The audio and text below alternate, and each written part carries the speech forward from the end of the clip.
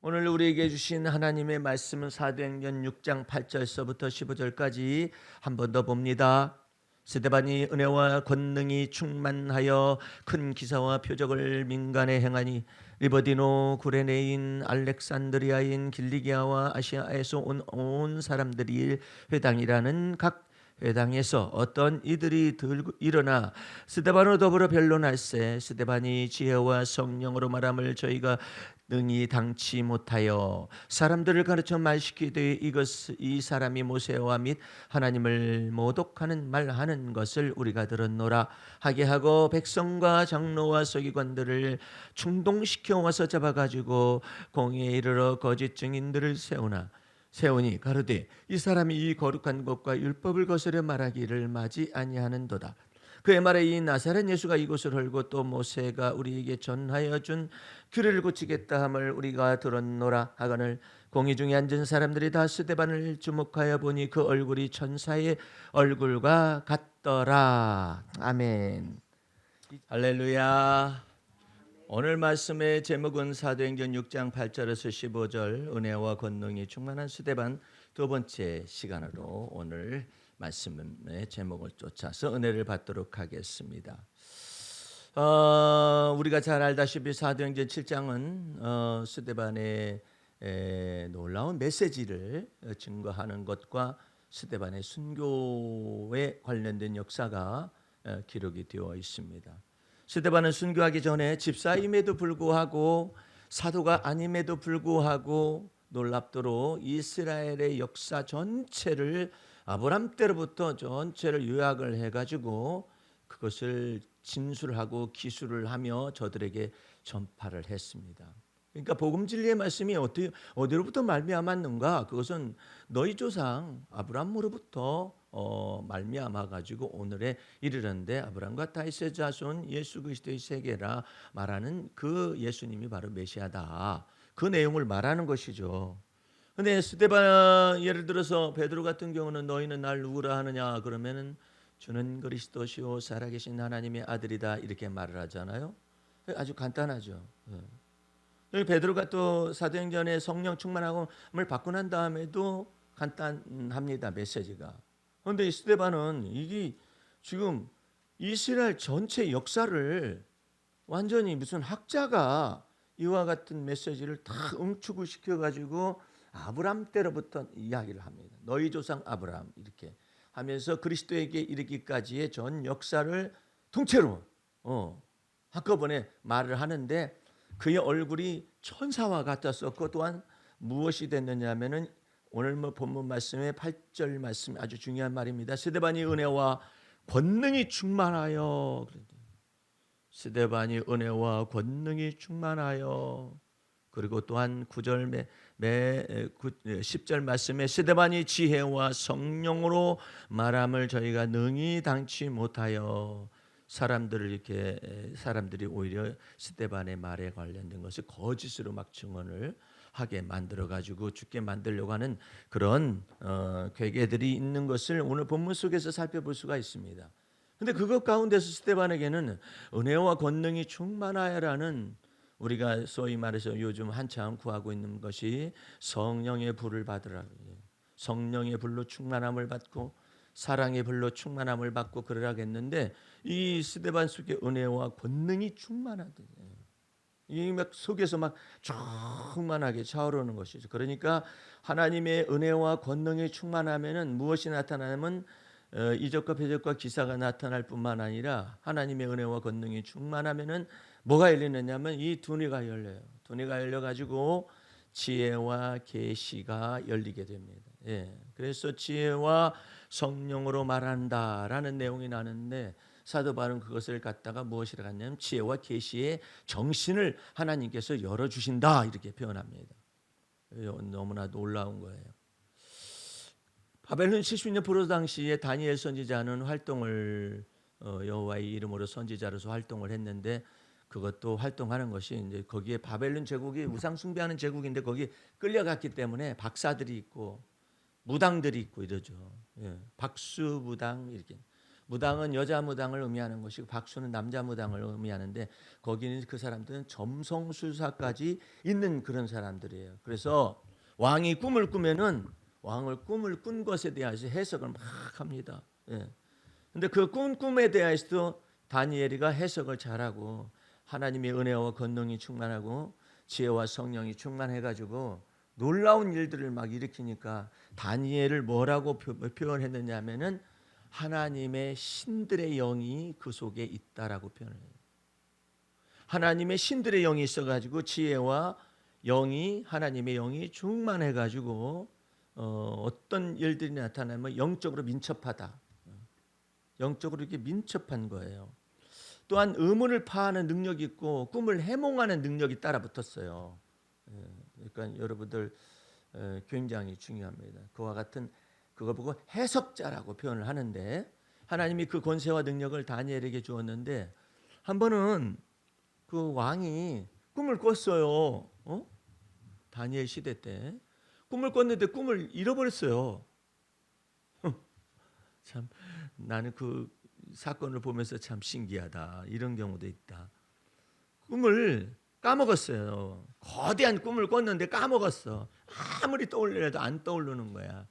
그러니까 먼저 박수들을 불렀어. 점성술사를 불러가지고 너네들 이 꿈을 어떻게든지 빨리 찾아내가지고 해석을 해라. 그러니까 꿈을 말씀해 주시죠. 저희가 해석하겠습니다. 그러니까는 이놈들 봐라.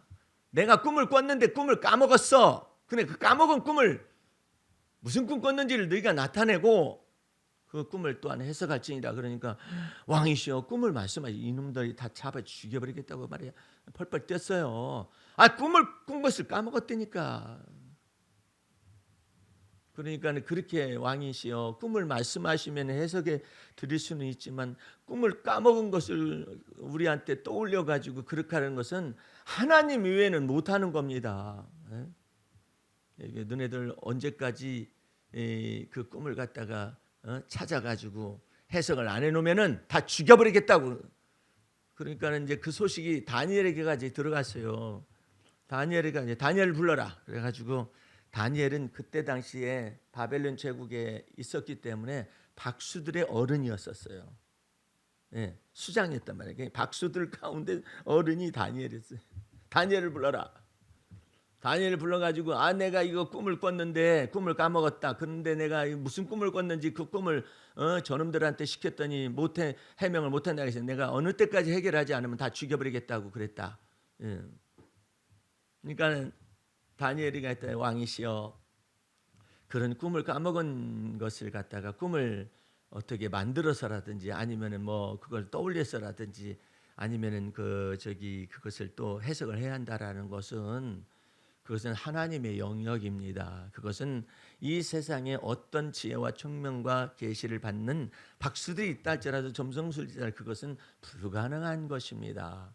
주의 종에게 말미를 주시옵소서 해가지고 다니엘이가 하나님께 기도를 했어요. 기도를 했더니 하나님이 이 바벨론 왕이 꾼 꿈을 다시 딱 떠올린 거예요. 그래가지고 해석까지 다 준 거예요. 왕이시여 이러이러한 꿈을 꿨지 않습니까? 오 맞다. 너는 역시 너는 정말로 하나님의 신들의 영이 있구나 네 속에. 그래 맞는데 그 해석은 어떠냐? 이렇게 해석을 딱 했어요. 근데 그 해석이 무슨 해석이냐면 왕들이 여호와 하나님의 이 영광과 존귀를 찬미하지 않게 되면 이 모든 제국의 영광이 당신 손으로 한 것이 아니라 천하 만국을 다스리시는 그리고 또 그 때와 기한을 설정하시고 왕국의 시기까지 설정하시는 그 만군의 여호와 하나님에 대한 내용인데 그 하나님께 영광을 돌리지 않게 되면 당신은 큰 나무가 베인 것처럼 당신이 그 큰 나무를 받지 않습니까? 베인 것처럼 당신의 마음속에 짐승의 마음을 품고 7배를 갖다 지나가게 될 것입니다. 그러므로 이때일수록 더욱더 하나님 앞에 겸손하시고 가난한 자들을 구제하시고 그래서 그렇게 얘기를 한 것이죠. 그러니까 막 놀래 자빠진 거죠. 막 세상에 내가 꾼 꿈을 갖다가 까먹었는데 그 까먹은 그 꿈을 갖다가 네가 떠올려 가지고 하나님께 받아 가지고 네가 그와 같은 해석을 다 했다 해 가지고 다니엘을 갖다가 총리급으로 다 부상을 시켜 가지고 하기도 하는데 그런 건 저한테 다 주지 않으셔도 됩니다. 다른 사람한테나 주라고. 어쨌든 그렇게 해가지고 그 꿈을 해석을 했기 때문에 다니엘의 이름이 명칭이 뭐냐면 의문을 파하는 사람이다. 예. 그 얼마나 놀라운 일이에요. 예. 그와 같은 것이 이 스데반에게도 임한 거예요. 이 스데반에게 딱 임했는데 그 중에서 내가 성경 속에서 가장 존경하다 할까 아름답다 하는 여인이 있어요. 예. 그 여인은 아비가일이라는 여인이에요. 예? 다윗은 골리앗을 쳐 죽이고 난 다음에 명성을 얻었잖아요. 갑작스럽게 찾아온 명성 속에서 갑작스럽게 또 이제 쫓겨다니는 신세가 됐죠. 사울 왕의 시기와 질투를 받아가지고 모함을 받아 쫓겨다니잖아요.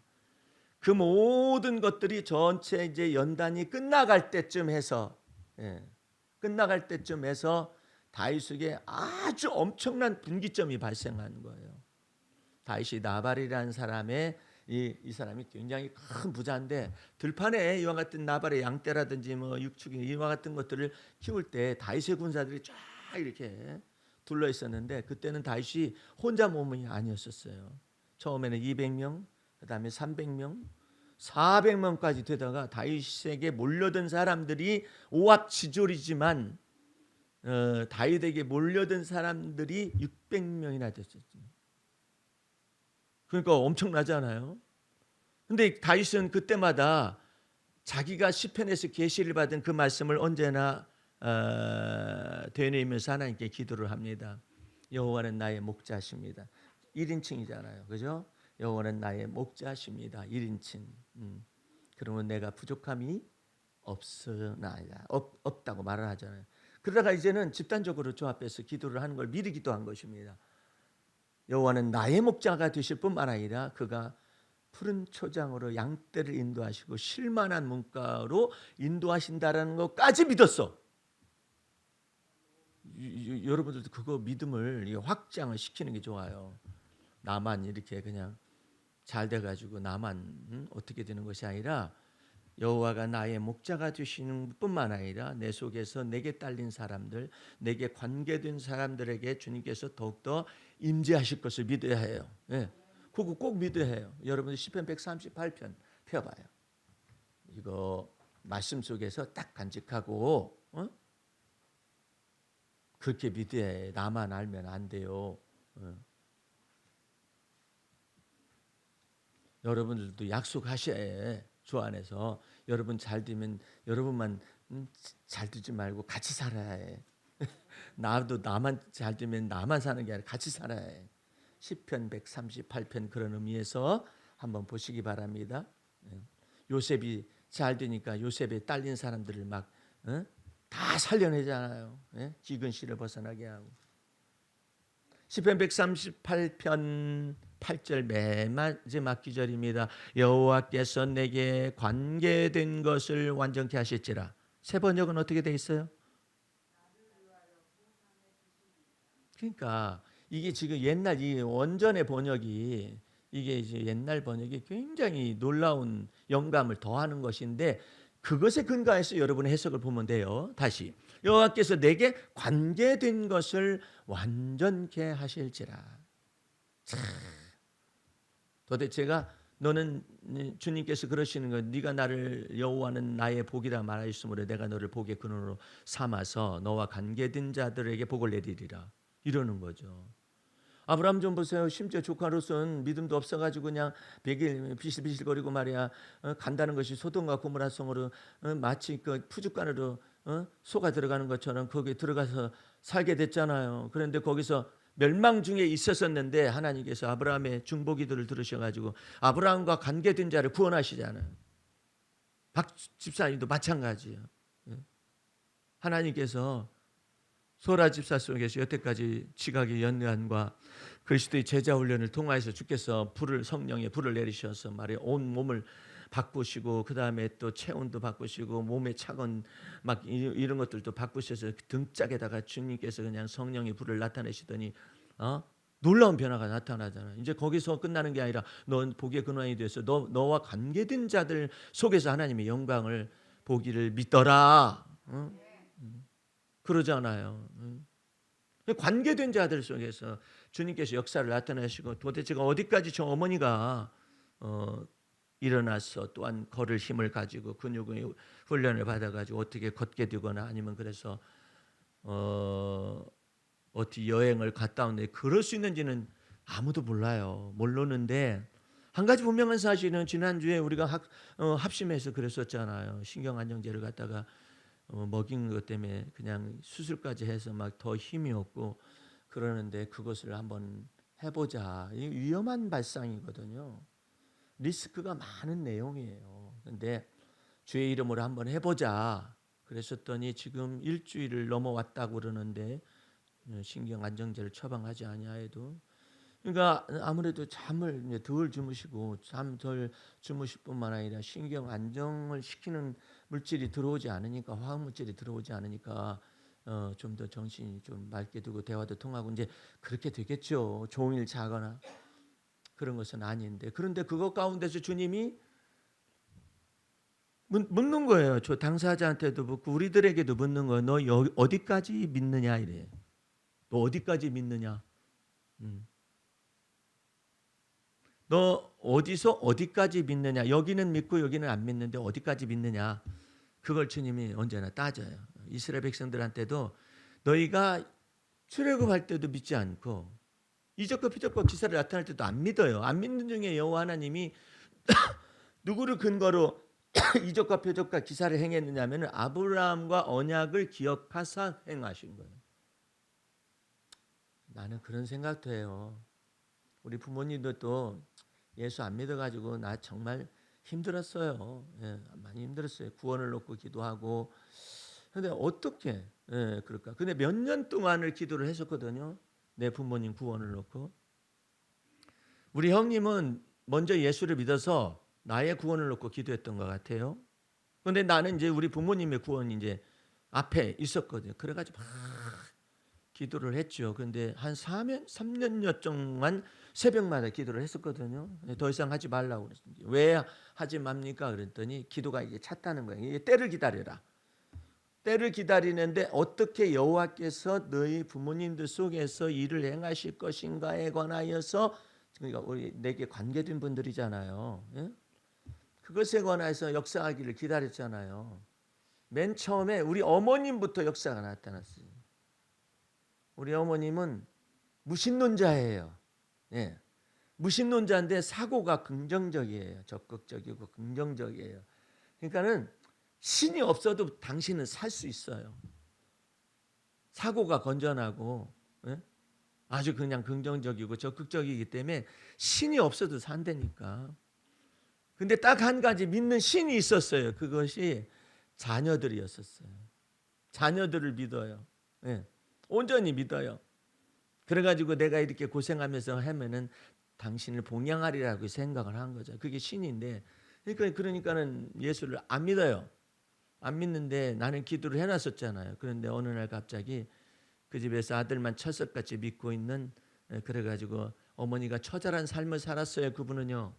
청산가부에서 아들 하나 두고 그냥 여기에다 머리에다가 생선을 가지고 다니면서 팔고 그래가지고 아들을 상고에 입학하고 상고를 졸업하게 해서 은행에 취직을 시켰는데 아들이 그 어머니한테 뭐라고 말했냐면 어머니 제가 한 건수를 올려야 하기 때문에 적금 여행 적금을 들었으면 좋겠습니다. 그러니까 여행 적금을 쌓아놨다고 그랬는데 나중에 여행 갈 때쯤 되니까 이 사람이 은행권에 있으니까 어떻게 하면 돈을 굴릴 수가 있다라는 거 그 돈을 딱 뺀 거예요. 빼가지고 굴리다가 어머니가 여행 가겠다고 하니까 사실은 이렇게 됐습니다 하니까 그것 때문에 충격을 받았어요. 아니 충격을 그래도 받지 말지. 여러분들 거기에 마음에 피난처가 없잖아요. 마음에 방패가 없잖아요. 마음에 그 믿는 것이 없잖아요. 그러면 충격이 쉽게 옵니다. 쉽게 와가지고 어머니가 돌아버렸어요. 돌아가지고 사계절 옷을 입고 돌아다녀요. 무슨 뜻인지 잘 모르죠. 그 세계가 어떤지를 잘 모르죠. 네.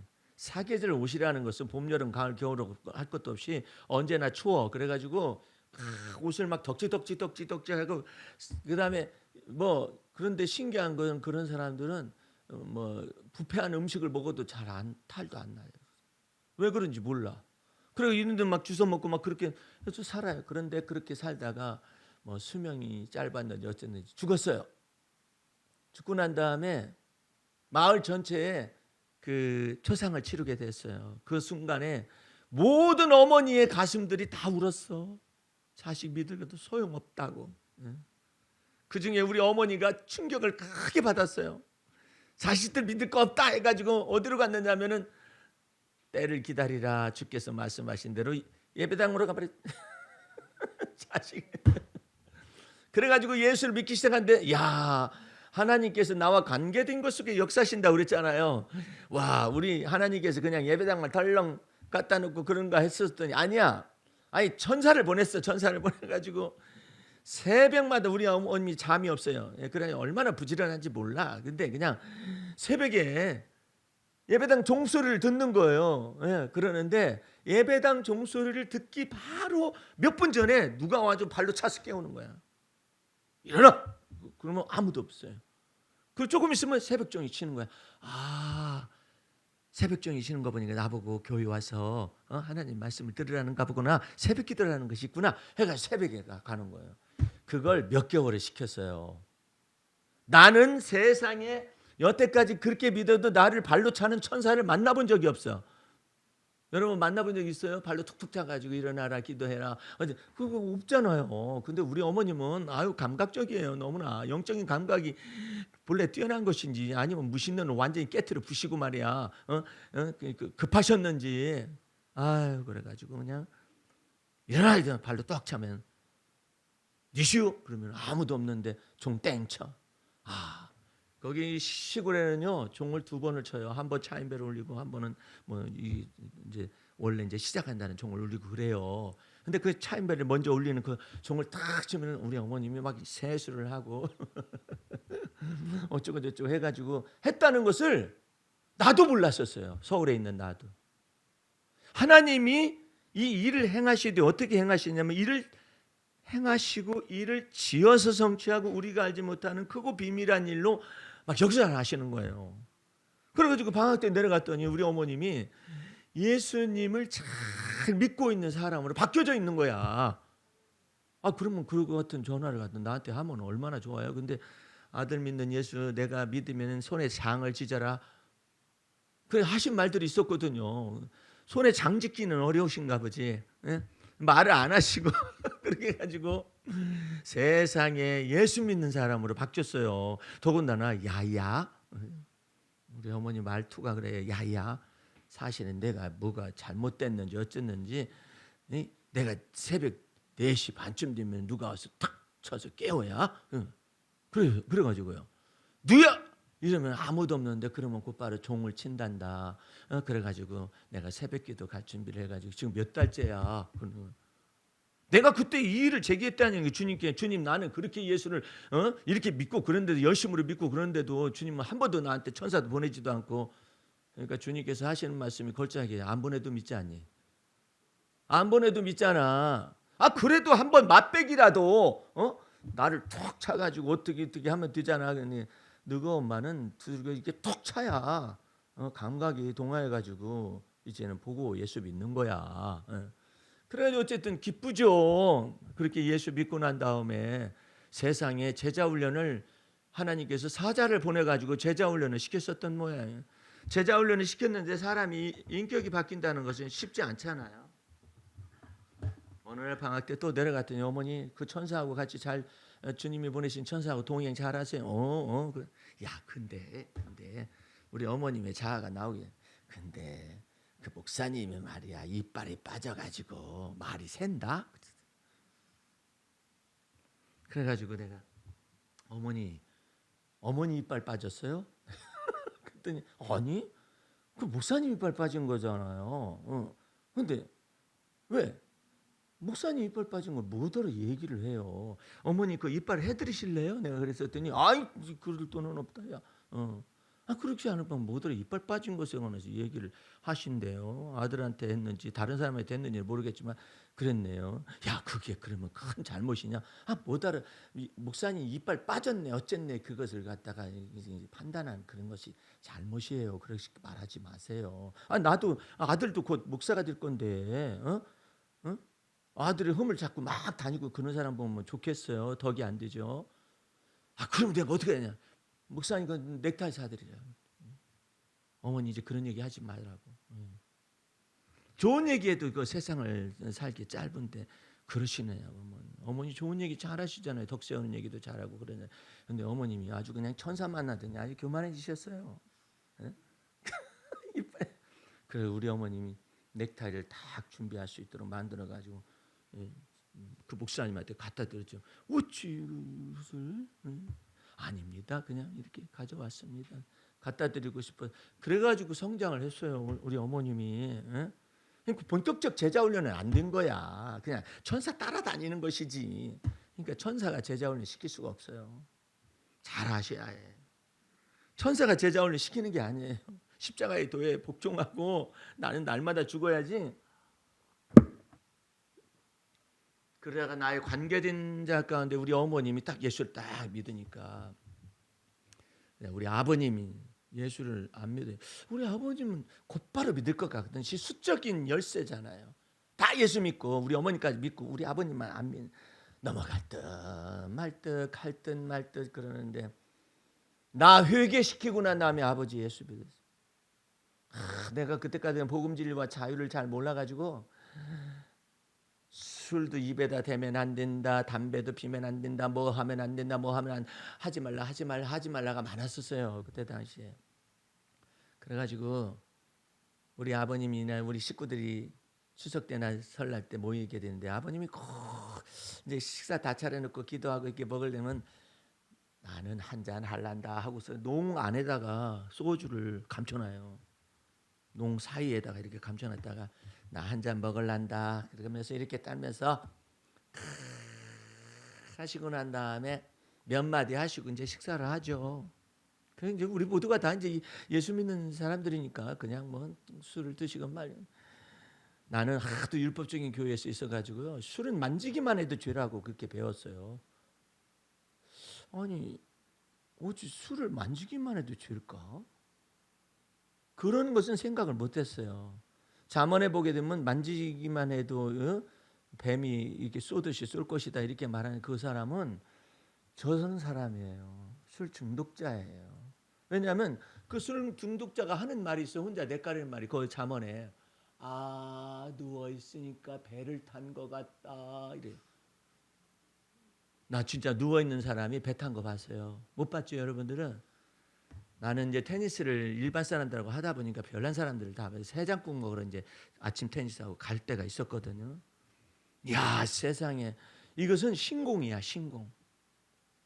우리가 새벽 아침에 이제 더운 날 여름날에 해장국을 먹으러 가니까 그래도 날씨가 좀 따뜻한 편이잖아요. 해장국집 앞에 그 안양의 이 저기 그 시청 그 이것이 이렇게 다 이렇게 전부 다 쳐놨어요. 여름날 봄날 지나가지고 이제 개나리 같은 거 이런 것도 잘 자라라고 이렇게 가지치기를 하거든요. 쫙 반듯해요. 세상에 가다 보니까 교수님 저 뭐예요? 그랬더니 그 교수님은 너무나 잘 알아. 대학교 교수님이신데 저거 보고 신공이다 하는 건데 뭔가 했더니 이 사람이 신발을 나란히 걷어놓고 그 위에서 잠을 자는 거예요. 아니 어떻게 저게 가능합니까? 이렇게 하면 넘어질 텐데요. 그랬더니 저걸 보고 신공이라 해요. 술 먹지 않는 사람 모르는데 술 먹는 사람은 다 저 세계를 경험합니다. 교수님도 그랬어요. 그렇지. 나는 남의 집 트럭에 올라가서 잠을 자고 있었는데 나는 그때 우리 집 방 안이라고 생각이 들어오더라고. 그래가지고 거기서 자다가 들켜가지고 그러더라고요. 떠요. 그랬더니 교수님이 웃겨요. 나는 분명히 초인종을 눌렀다고 들어갔다고 생각했거든. 아내가 나와서 보니까 어떤 미친놈이 거기서 쪼그리고 신문지 한 장 펴고 누워있더래. 그래서 뭔가 했더니 자기 남편이 들어온 줄 아는 거야. 집에까지는 왔어요. 그 목사님한테 나한테 그러는 거예요. 목사님, 내가 수리 고대에 만들어야 돼가지고 그 집까지 갔다라는 것이 신공 아니야? 그러는 거죠. 그러더니 뭐라고 하냐면 들어가야죠. 그랬더니 들어간 줄 알았지. 근데 나는 그렇게 포근하더라고. 그래가지고 거기서 하룻밤을 잤다는 거지. 집 앞에서. 신공이라는 거죠. 예? 그러는데 아이고 우리 그런 거 싫어하죠. 예. 술 같은 걸 막 되지도 않죠. 그런데 우리 아버님이 그렇게 하는 거예요. 그런데 어느 날 성령께서 내게 말씀하시는 거야. 은혜와 권능이 충만하고 하나님의 성령의 지혜를 가지고 말씀하시더지, 너희가 정말로 나쁜 얘기로 일반적인 얘기를 하면 싸가지가 없는 자녀들이라는 거예요. 너 아버지가 얼마나 큰 죄를 범했다고 죄인이 술을 마시기 위해서 한쪽 벽에다 놓고 그것을 끄집어내 가지고 당신이 따라 가지고 먹도록 그렇게 내버려둘 수가 있느냐. 이것은 예수를 믿는 사람으로서 아니면 일반적인 사람도 이렇게 되지는 않는다. 하물며 예수 믿는 사람이 이렇게 자기 부모가 옆에서 다 이제 뭐 술 입에 대지도 말라 뭐 먹지도 말라 뭐 이런 것 때문에 좀보다도 네 형이 있어도 그렇고 너도 있어도 그렇고 집안에 지금 목사가 있고 그다음에 안수집사가 있고 그 형님이 안수집사였을 때니까 안수집사가 있고 이렇게 자녀들이 있는데도 불구하고 네 아버지가 이렇게 몰래 꺼내가지고 아이고 나 한잔 해야겠다 해가지고 이게 따라 먹어야 하느냐 이 말이야. 그래가지고 막 깜짝 놀랐어요. 아니 그래도 됩니까? 그래도 됩니까가 아니라 어떻게 그렇게 아버지를 부끄럽게 할 수가 있느냐 이거야. 그러고 난 다음에 생각하냐면 내가 자유가 와서 내가 법을 붙잡고 있으면서 내가 사랑을 놓쳤구나. 그래가지고 그 다음 만났을 때 내가 직접 아버지한테 무릎을 꿇었어요. 아버지 제가 따라드릴게요. 그랬더니 아니야 목사님이 돼가지고 술을 따른다고 그래. 아니에요 아버님 제가 따라드리겠습니다. 우리 형님이 놀래가지고 내가 다 따라드렸었는데 그때 우리 아버님의 술잔이 흔들려 떨어. 아버님이 술 받으시니 떨어. 여기에 성령이 임하신 거예요. 술잔을 떨게 한 것이 아니라 아버지의 마음을 딱 떨게 한 거예요. 지진이 난 거예요. 예. 그러더니 한 모금을 드시더니 그게 술 먹는 사람의 예인지 모르겠어요. 아니 그러면은 떨면은 아이고야 내가 좀 이상한 거 보다 이렇게 해가지고 안 먹을 텐데 일단 자시더구만. 자시더니 선언을 했어요. 나 지금부터 내일부터 다음 주부터 교회 나가고 예수 믿는다. 할렐루야. 주님이 내게 관계된 자들 속에 이렇게 역사를 하시더니 여러분에게도 여러분에게 관계된 자들 속에서 주님이 역사하실 것까지 믿어야 해요. 어떤 사람은 그래 나는 왜 안 나타나죠? 거기까지 믿어라. 네가 거기까지 믿느냐 안 믿느냐를 보는 거예요. 너만 믿고 예수 믿고 구원 받으면은 너에 대한 것은 받지. 그런데 나와 관계된 자를 완전케 하실지라. 그 다음에 성경에 여호와여 주의 인자하심이 영원하오니 주의 손으로 지으신 것을 버리지 마옵소서. 나는 이 기절을 보면 막 가슴이 아파. 하나님이 마음이 하나님의 생각이 하나님이 지으신 것을 이렇게 하나님이 지으신 것을 버리지 마옵소서. 요나에서에도 보게 되면은 니네웨 백성들 다 멸망시키겠다고 요나로 하여금 예언하라고 그러잖아요. 요나가 가기 싫다고 그런데도 불구하고 물고기 뱃속에다가 집어넣고 연단시키고 이 대가리를 갖다가 하나님의 마음에 이제 맞춰가지고 이제 보내는 거죠. 보내면서도 아직 남았어 속에. 그러면서도 불구하고 나으르면 여기 다 멸망한다. 그렇게 전하니까는 이상스럽게도 이 니네 백성들이 전부 다 백성들로부터 짐승에 이르기까지 왕에 이르기까지 전부 다 회개를 한 거예요. 그렇게 회개를 하니까 요나가 삐졌어요. 요나가 삐져가지고 산 위에 올라가가지고 에라이 내가 전하긴 전하는데 전했다고 해서 다 믿냐? 이렇게 이스라엘 백성들은 전해도 안 믿어. 이스라엘 백성은 전해도 회개하라고 해도 안 믿는데 아니 이게 니느웨 백성들은 아시리아의 성읍인데 거기 큰 백성들이 그 사람들이 그냥 곧바로 예수를 믿어버려요. 그리고 또 뭐 어디까지 믿느냐면은 어린아이들로부터 그다음에 어른들에 이르기까지 그다음에 또 짐승에 이르기까지 전부 다 먹지도 말고 마시지도 말고 금식하며 멸망하지 아니하도록 자기네들도 신이 있거든요. 그런데 요나의 음성을 듣고 막 다 회개하기 시작을 해. 왕 이 백성들로부터 짐승에 이르기까지 어린아이들에 이르기까지 전체가 왕에 이르기까지 전체 회개 운동이 벌어진 거예요. 요나가 아주 그냥 막 성질이 난 거야. 왜 믿냐? 믿기는 내가 전했다고 해서 믿냐? 이상한 놈이야. 이상한 놈이니까. 그래가지고 그냥 그랬는데 심술이 난 거죠. 그러니까 하나님께서 햇빛을 강하게 쬐니까 요나가 대머리였던가 봐요.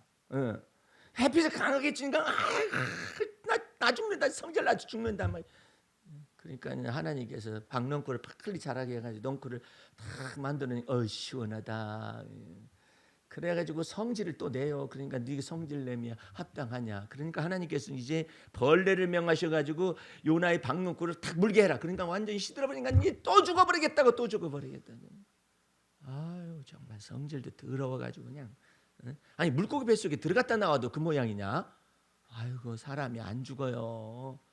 날마다 죽어야 해. 그러니까 아이고 그 천국 갔다 왔다 해가지고 뭐 전부 사람이 변할 것 같아요. 안 그래요. 지옥 갔다 와서 사람이 변할 것 같아요. 안 그래요. 하나님께서 천국과 지옥을 갔다 온 장로한테 그러더래요. 내가 너를 지켜보리라. 그냥 잘못 갔어요. 그 사람 나중에. 그러니까 여러 물고기 뱃속에 들어갔다 나왔다 해가지고 전부가 아니야. 아니 천사가 발로 툭툭툭툭 친다 해도 이빨 빠졌네 그렇게 말하잖아요. 판단하고 그러잖아요. 그러니까 그게 사람을 변화시키는 게 아니라니까. 날마다 죽어야지. 그러니까 박넝쿨이 그냥 없어지니까 막 성질내고 막 죽어버리고 싶다고. 난 그렇게 성질내는 사람 좀 감정이 너무나 솔직한 사람 아니야. 그렇다고 죽어버리겠다고. 죽어버리고 싶은 마음이 생각이 난다. 그러면 좀 덜 할 텐데 이 자식이 그냥 죽어버리게 되지. 네가 성냄이 합당하냐? 합당하니라. 아이고 막 와. 나는 그 성질 놓고 회개 많이 했어요. 어렸을 때. 막 여러분들은 그런 울음을 잘 안 울어봤을지도 몰라요. 혹시 그런 사람 있으면 나를 따라서 같이 예전 날의 것을 생각하고 회개하시면 돼요.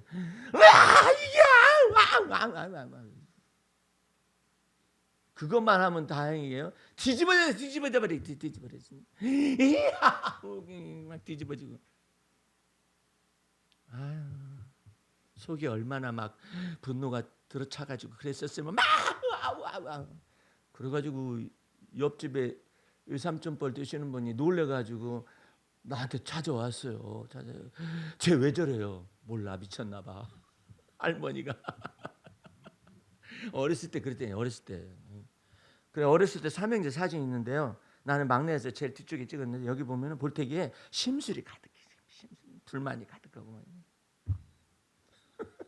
지금은 그거 없어요. 없어졌는데 그거 아주 깊습니다. 그거 회개 아니라구나. 보통 일 아니야. 만약에 그거 회개 안 했으면은요 막 다른 사람한테 막 쏟아대고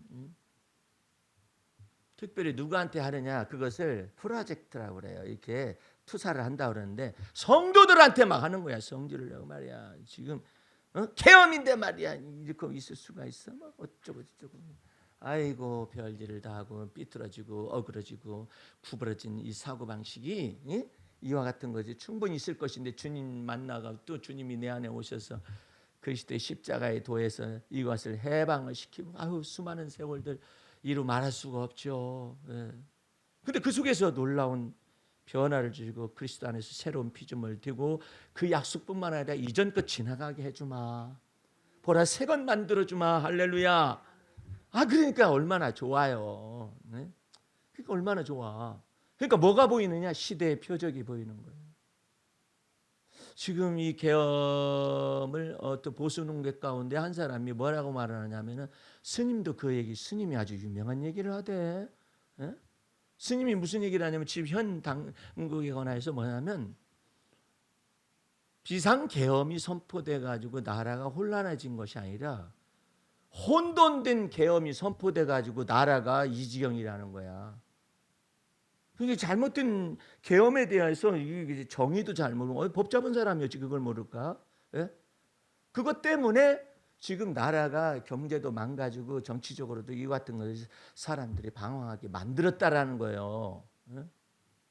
그런데 이제 저기 그 우리가 알고 있는 돌 같은 경우에는 이 하나님의 이 모든 것에 일제 시대 때부터 있었던 일제 사관이라는 것이 있어요. 여러분들 이것에 관해서 생각을 많이 하거든요. 이제 그 사람이 사관을 얘기한 건 아닌데 우리 쪽에서는 그걸 사관이라고 그래요. 근데 일제 시대와 같은 사관이 사적인 사상적 배경이 이게 딱 들어 있어 가지고 여전히 그와 같은 반복하는 이 일제 사관을 다 정리하기 위한 하나님의 모략이었다는 하나님의 계획이었다라고 이 도울은 말을 했거든요.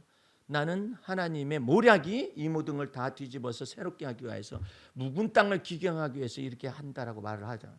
그래가지고 지금까지 왔다라고 얘기하잖아요. 다윗의 시대는요 그와 같은 지금과 시대에 똑같아요.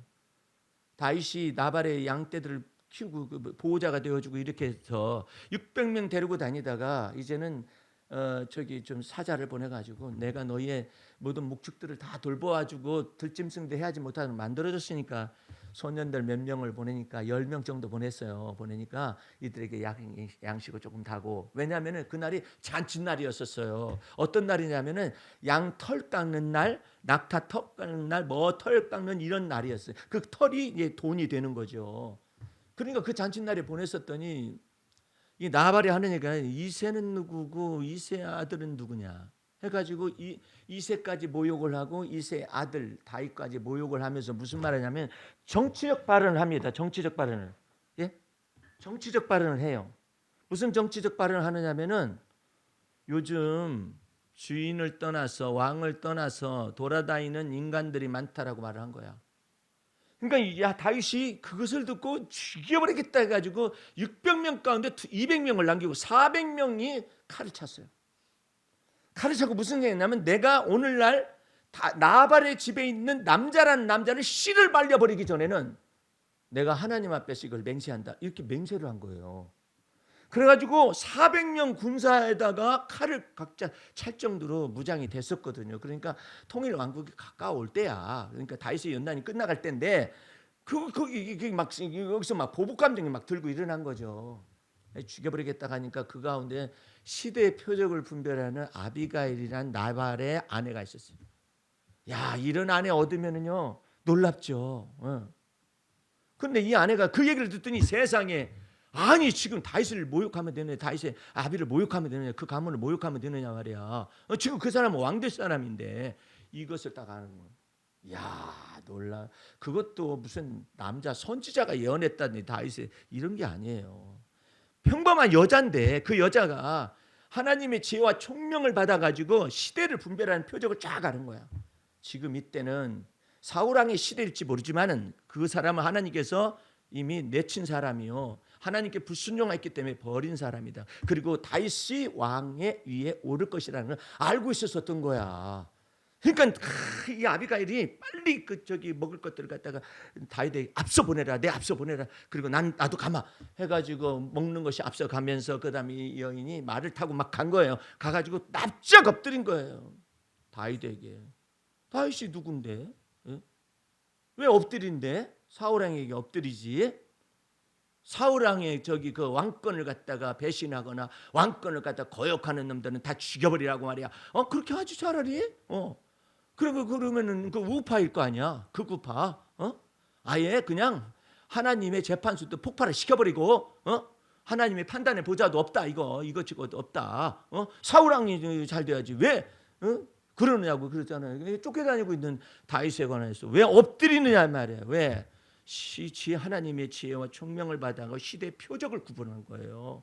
그러니까 시대의 표적이 무엇인가를 알아야지, 하나님의 뜻이 지금 어디로 움직이는가를 알아야지 목사나 아니면 말씀 전보자나 교수나 이런 사람들이 신학교 교수조차도 이게 하나님의 뜻이 어디 있는가를 몰라. 저거 그 비상계엄을 허락한 거, 저거 한 것은요 지가 뭐 하고 싶어서 한 줄 알아요? 하나님이 그를 우둔하게 하신 거예요. 우둔하게 하셔가지고 딱 그것을 어리석은 일을 하게 하신 거예요. 모략이란 말이야. 왜? 전체를 갖다 이 나라를 그리스도 안에서 새롭게 하시기 위해서. 그런데 그런 것도 모르고 그냥 떠들고 있어요. 그러니까 아비가일이 딱 가서 엎드려가 몇 가지를 얘기를 합니다. 너 누구냐? 저는 이런 사람입니다만은 왕에게 대해 그 다윗에게 대해서 몇 가지 할 말이 있습니다. 그러니까는 그 할 말을 다 얘기를 합니다. 첫 번째, 내 주도 살아계시고 내 주 하나님이 살아계시지 않습니까? 그러니까 다윗이 끄떡끄떡 했겠죠. 왜 맞는 말만 하니까.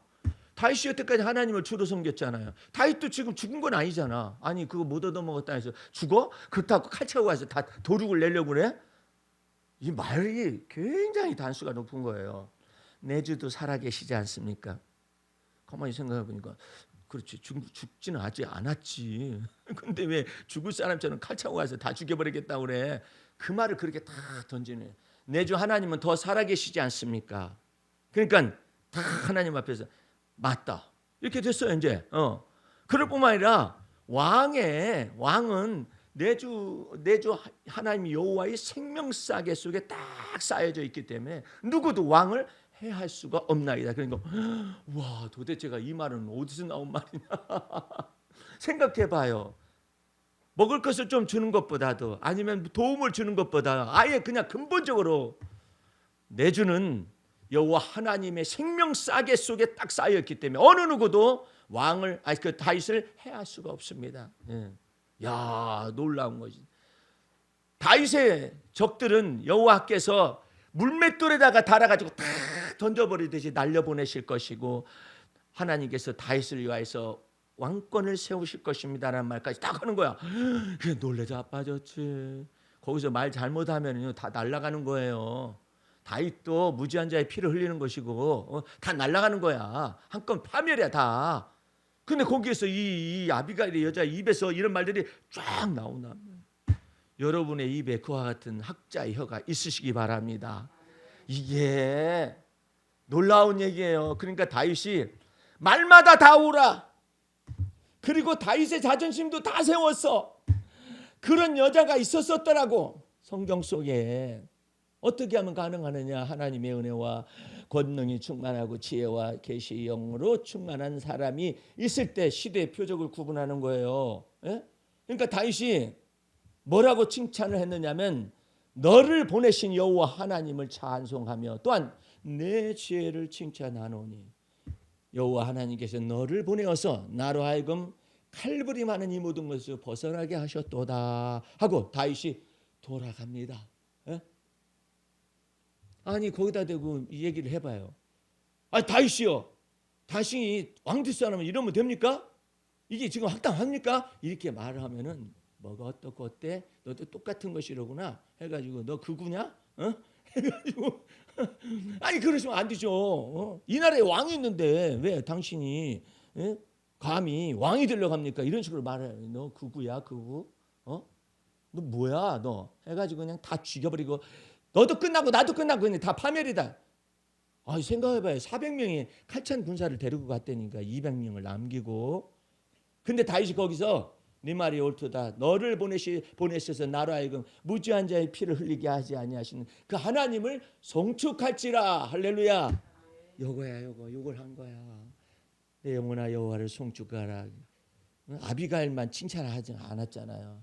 너를 보내신 여호와 하나님, 너를 보내어서 내가 너의 지혜를 칭찬하노니 여호와 하나님께서 너를 보내어서 이 말씀을 통하여 나를 이렇게 깨우치셨도다 해가지고 다윗이 칼을 거두고 돌아갑니다. 네. 참 이와 같은 놀라운 것 속에서 여러분들 지혜와 총명의 영을 받으시길 바라고 계시의 영을 받으시기 바랍니다. 지혜와 총명은 계시로부터 시작을 합니다. 이게 열리기 시작을 해야 해요. 네. 근데 여러분 속에서 계시의 정신을 주겠다고 약속하셔요. 네. 그 정신을 받아가지고 정신을 차리시고 주 앞에서 세대를 본받지 말고 이 세대를 본받지 말라고 하잖아요. 다음 주면은 무슨 결과가 정확하게 나타나겠죠. 하나님의 모략이 어디까지 움직이셨는가 결과가 나타나겠죠. 이제 여러분들은 결과가 어떻든지 간에 하나님의 모략이 어디까지 움직여 가시는가 그것만을 분별하시길 바랍니다. 아이고 내가 정치적인 성향을 발표 뭐더러 그런데 목사가 돼가지고 강단에서 나의 정치적 소견을 말하겠습니다. 왜 그렇게 말을 해야 한대요? 정치적 소견을 말하는 것이 아니라 세대를 본받지 않냐고 하나님의 기쁘신 뜻, 선하신 뜻, 온전하신 뜻이 무엇인가를 분별하라고. 그러면 각자 분별하고 있다가 나는 이것이 분별이다. 나는 이것이 분별하고 있다가 나중에 하나님께서 어떤 판결을 딱 내리실 때 다 복종할 거 아니에요. 예? 오늘 여러분들은 주 안에서 여러분 스스로가 여러분의 주권자가 되어서 움직이지 말고 여호와 하나님은 나의 주권자가 되십니다. 할렐루야. 나의 주요 나의 임금이십니다. 이렇게 살아가시게 되면 하나님께서 여러분에게 은혜와 권능으로 충만케 하시고 또한 지혜와 계시의 영으로 충만케 하실 걸 믿습니다.